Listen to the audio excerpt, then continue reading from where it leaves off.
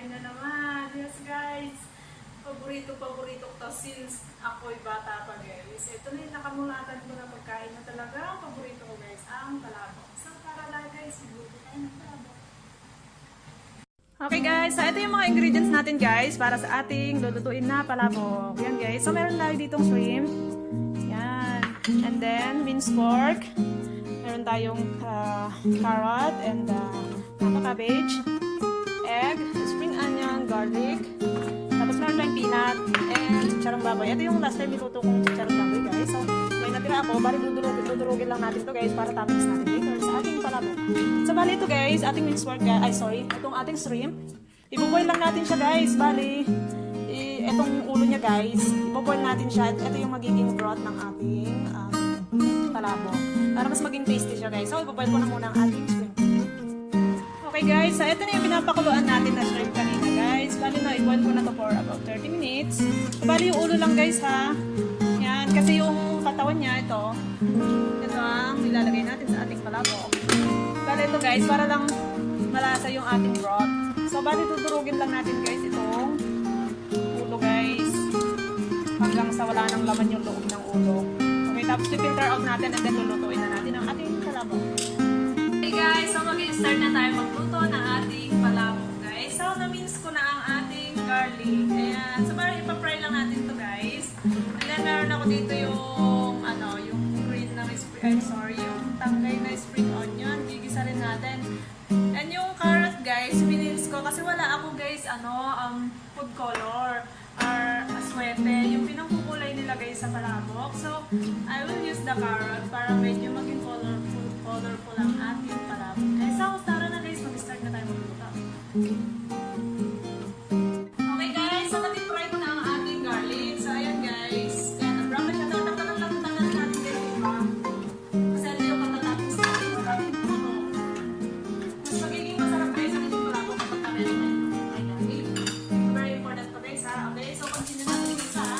Lagyan na natin ang ating salad.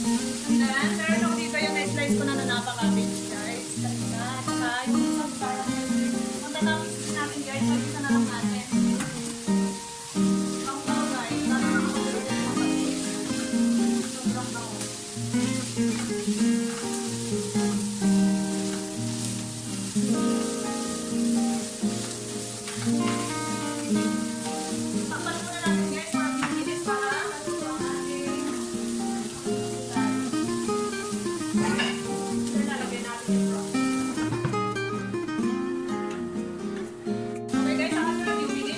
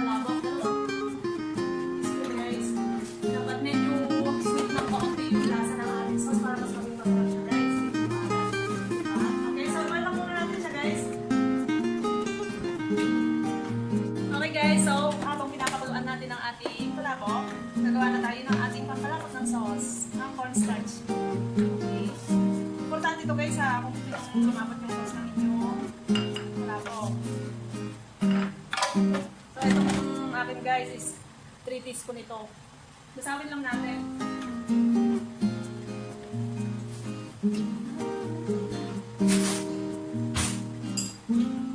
Meron natin siya, lalagay na natin sa ating palabok sauce. Natitikman na rin natin kung saan pala pwede natin ating sauce. Hindi ko naman natin siya mabuti guys, kasi para hindi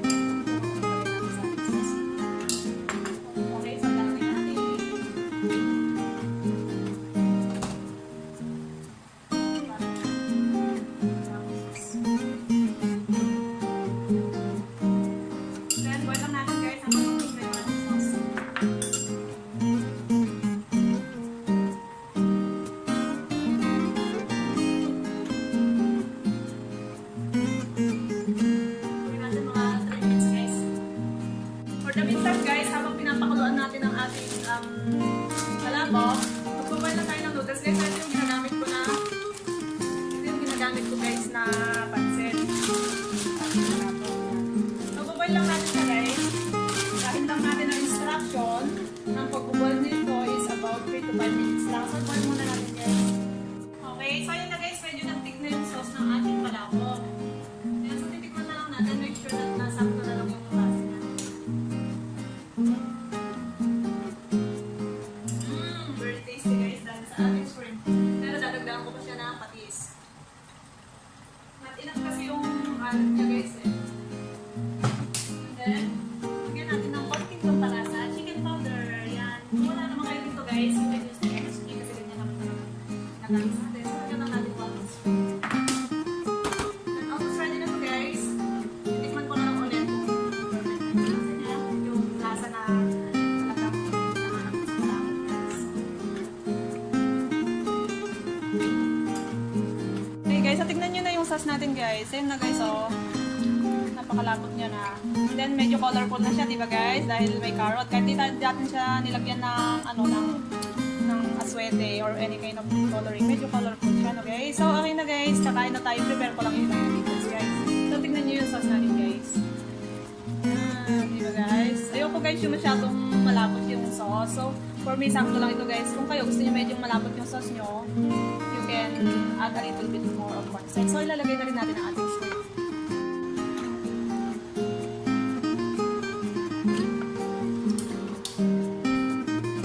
Okay guys, so ito yung noodles natin. So lalagyan na natin siya ng sauce.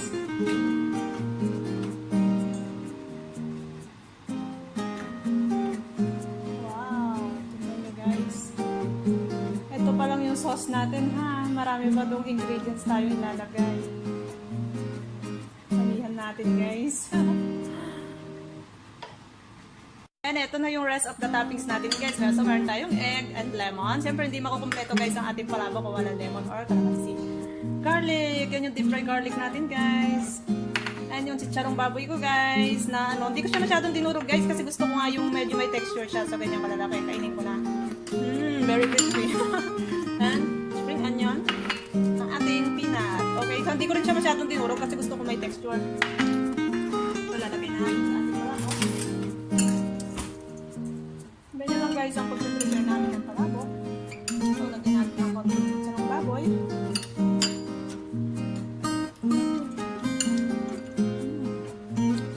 Then, peanut. Lagyan natin ang ating peanut. Diba guys, kompletong-kompleto tayo sa sahog, sa ricado. Hindi tinipid ang ating palabok. Yan. Then, lagyan na rin natin ang ating sahog.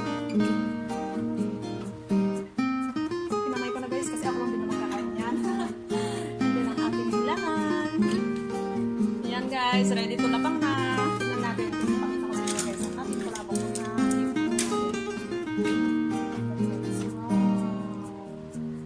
Okay, so kain na guys.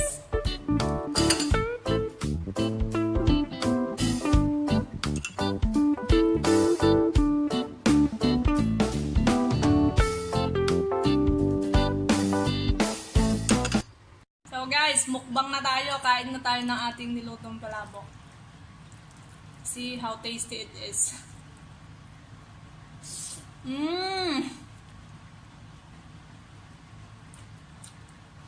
Promise guys, sobrang sarap guys.